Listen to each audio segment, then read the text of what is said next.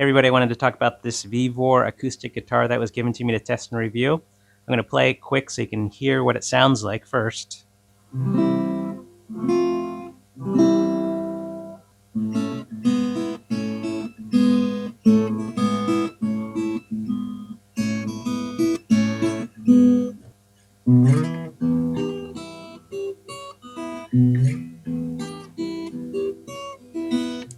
Alright, so you can get a little taste of what it sounds like.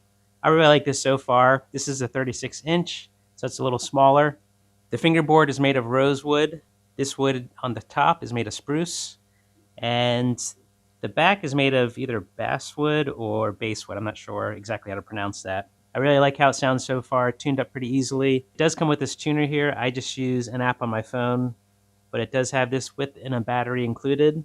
Also comes with extra strings, pick, comes with the capo, strap, comes with a carrying case, Allen wrench tool, and a microfiber cloth. I think this will make a great guitar for beginners. Again, it's on the smaller size, so it fits nicely into a kid's hands.